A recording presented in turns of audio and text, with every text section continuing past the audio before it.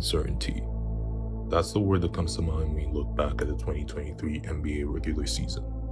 From New Orleans dropping from first to out of the playoffs, to the Warriors having the strangest title defense ever, Boston looking unstoppable then looking weaker defensively and having some bad losses, the Lakers' late resurgence, KD to the Suns, Luka and Kyrie not making the playoffs.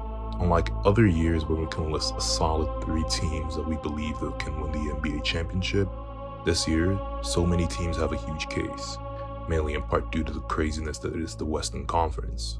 So that begs the question, who's going to win the NBA championship? We might be seeing before our very eyes a changing of the guard, with the Nuggets finally being healthy and sitting on top of the West, the Grizzlies securing back-to-back second seeds in 22 and 23, and a young SAC team making noise in the playoffs for the first time in a long time, while fourth and below are all veterans. So are we to trust the newly established hierarchy based on the regular season, or are the playoffs really that much different that we cannot trust the teams above?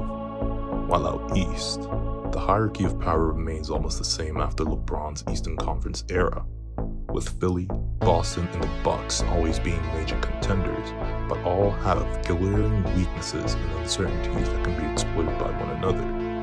So, with uncertainty in the NBA like never before, and a huge number of teams vie for the NBA title, who's gonna win it? These are the teams with the best odds to win the NBA title, and if we're being honest, this is the consensus among most NBA fans as well. And in this video, I will be removing each team off this list and why they can't win the title until I'm left with one team standing. Now, the major question. What makes an NBA champion? To answer this, I'm gonna go with the assumption of health, because no one can predict when someone's gonna get hurt. Well, except for AD.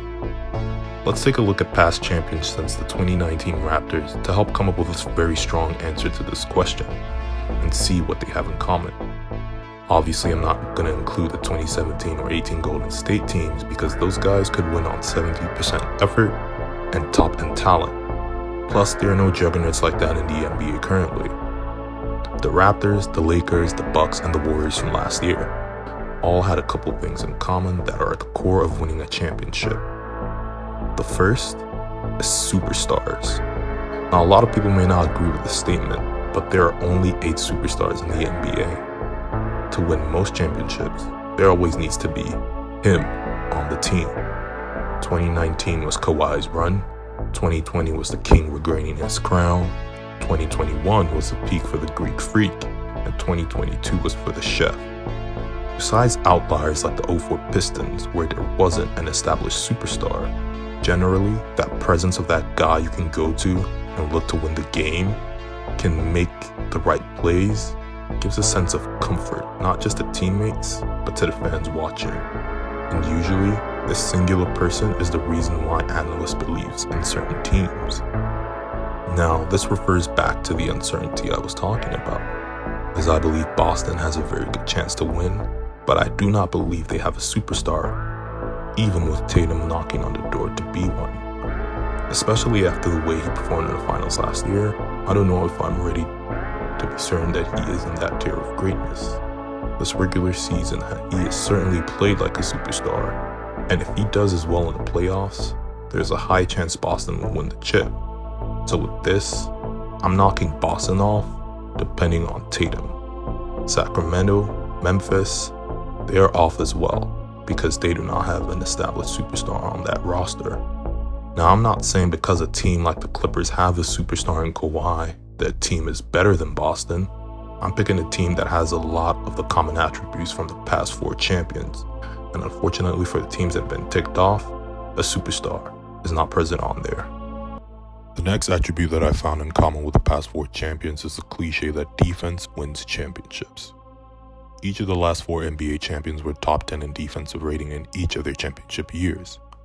This would actually be top 5 if not for the Bucks, who were 10th in the 2021 regular season. But funny enough, they ended up being first in defensive rating in the 2021 postseason.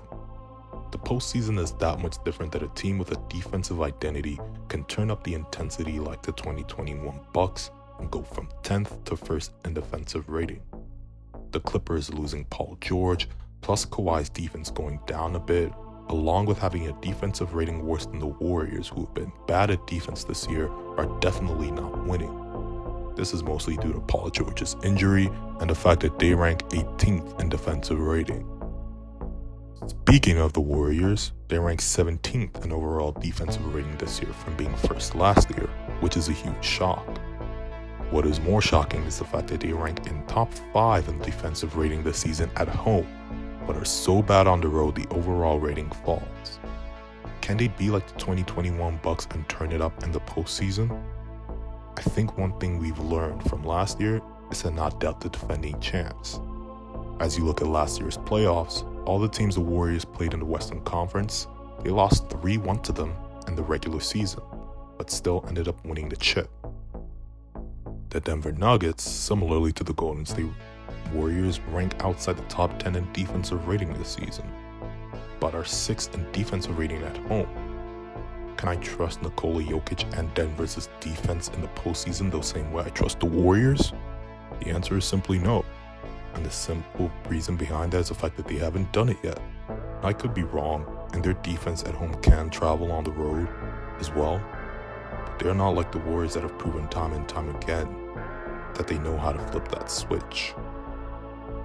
The Lakers may rank outside the top 10 defense for the entire season, but they've had a totally different team in the NBA since the trade deadline, and they rank 5th in defensive rating since then.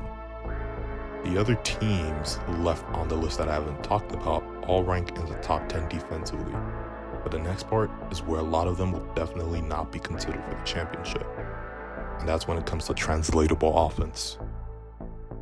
Clearly, the postseason and the regular season are almost two completely different seasons in one basketball year, and being able to translate your offense into the postseason is priceless.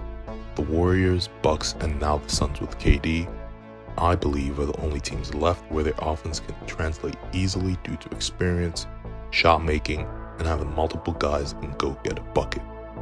The Lakers only have 2 in LeBron and AD. Schroeder can help offset that, but will Schroeder get the same looks he got against the Timberwolves in the play-in? I don't think so. And how often do you trust Schroeder to make those shots? How often do you trust Austin Reeves, Hachimura, and others to pull through for LeBron and AD? The perimeter offense will need to have multiple games in the playoffs for the Lakers to stand a chance to win the title. And even with the Kings' greatness, I don't think those guys will pull through when it counts. The Lakers could offset this by going into the paint way more than shooting jump shots, but that's what the playoffs will take away.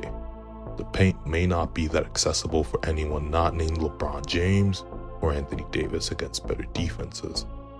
With Philly, it's all on James Harden. Are we going to see an evolved Harden with better execution down the line of the playoffs, or are we going to get the same bad performances that we've seen over the years?